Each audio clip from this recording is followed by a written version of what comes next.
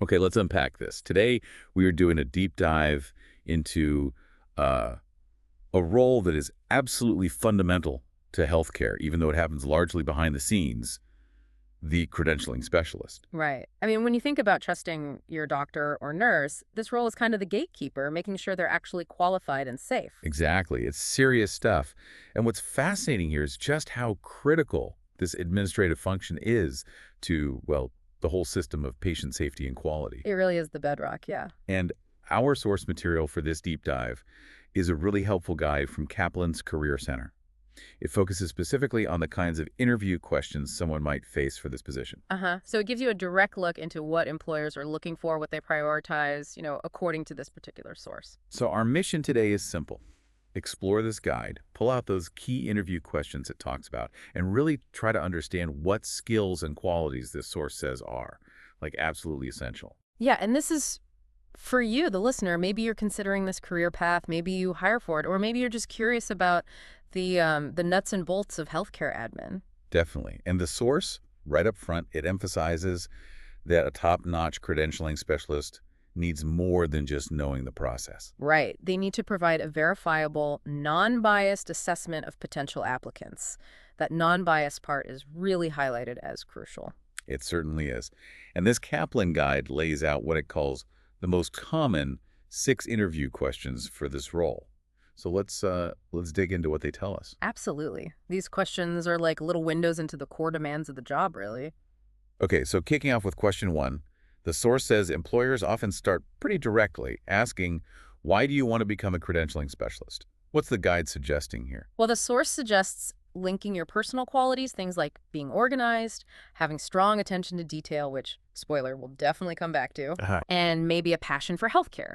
But the key is connecting those traits to why they matter for credentialing. Okay, so connecting it to the purpose. Exactly. How those traits help ensure providers meet the qualifications and standards for high-quality patient care. You're framing your interest in terms of the job's impact, you see. That makes perfect sense. It's not just, I like organizing files. It's, I understand why organizing these specific files matters. All right, moving on. The source says the next question is often about experience. What experience do you have that would make you a good fit for this position? Yeah, and here the source points to a few areas. Experience in healthcare administration is, well, a big one. Obviously, you need that context. Right. They also mention understanding regulations and accreditation standards, so knowing the rules set by governing bodies, accrediting groups. Okay, the compliance side. Precisely. And then data entry, analysis, database management skills that tells you it's quite tech and info heavy. And beyond the hard skills, the source adds qualities like being a quick learner and multitasking effectively. Suggests it's probably a busy environment. So a mix of industry knowledge, tech skills, and juggling ability. Now, this next one the source highlights specifically. What do you think is the most important quality for a credentialing specialist to have?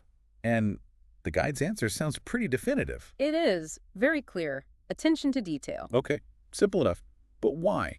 Why is that the single most important thing, according to this guide? This is where it gets really interesting. The source explains that this role means reviewing and verifying documents, licenses, certifications, training, work history, maybe even disciplinary actions thoroughly and accurately. Right, there's a lot to check. A lot. And the source stresses that errors here can have significant consequences. It doesn't list specific nightmare scenarios, but you can imagine, right?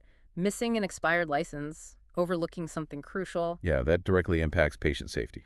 Exactly. That's why the source basically says meticulousness is non-negotiable. You're a critical quality control point in the system. Wow, okay.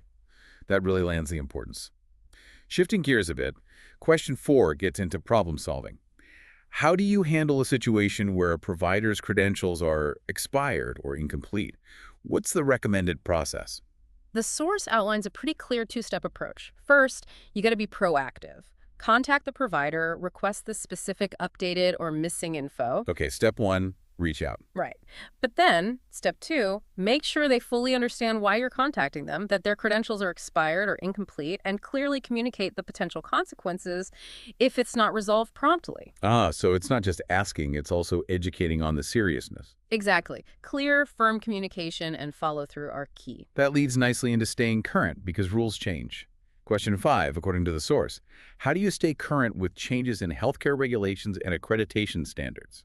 Yeah, and in healthcare, things change fast, so this is vital. The source suggests a few main methods. Like what?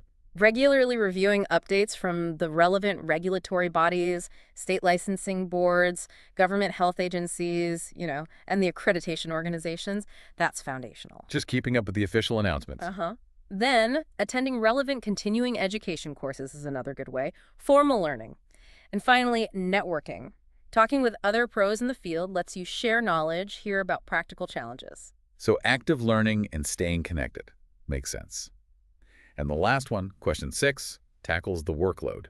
How do you handle a high volume of work and tight deadlines? This question basically acknowledges, yeah, this job can be demanding. The strategies the source mentions are pretty standard, but crucial time and project management techniques. Okay. Things like prioritizing tasks, figuring out what's most urgent, setting specific, realistic goals, breaking down bigger projects into smaller, manageable steps. Yeah, it makes it less overwhelming. Totally. And using tools, calendars, to-do lists, maybe project management software, just keeping everything organized and on track.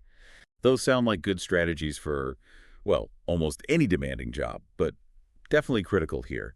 The source also lists some related job titles, which is interesting. Oh, yeah. Like what? Things like career specialist, certification specialist, credentialing coordinator, Hmm. but also broader administrative roles like employee advisor or employee operations examiner. Okay, so that shows how the core skills, that meticulous verification, understanding compliance, handling data, assessment, they're transferable. Exactly. Valuable in lots of administrative, maybe even HR-adjacent roles within healthcare and probably beyond. Right. So, zooming out then, thinking about these specific questions and the source's suggested approaches, what does this all mean for you, the listener? Well, if you're considering this career, this deep dive really clarifies what employers, or at least this source thinks employers, are looking for. It gives you a framework, right, for assessing your own skill against what's needed. And if you're hiring, It kind of validates the crucial areas to probe in an interview. It boils down to needing meticulous accuracy, strong organizational skills, keeping up with regulations, problem solving, right? and that foundational grasp of healthcare administration, all driving towards that main goal, ensuring provider quality and safety. It definitely paints a very clear picture of the job's demands and, frankly, its vital importance. Absolutely. Now, if we loop back to something the source really stressed early on, Yeah. that need for a non-biased assessment, Right. That came up right at the start. but as we've just discussed, based on this guide, part of the job involves actively handling issues like expired or incomplete credentials. You're prompting providers, explaining consequences. You're actively involved in fixing potential problems. Exactly. So given that active role in chasing down potential issues, here's something for you to maybe think about. What specific challenges might pop up in trying to maintain that critical non-biased perspective, while also needing to be thorough, ensure compliance, and persistently follow up on information that might be missing or problematic? Yeah. How do you balance that objective stance with the need to actively pursue potential red flags? That's a really interesting tension to consider, something to mull over.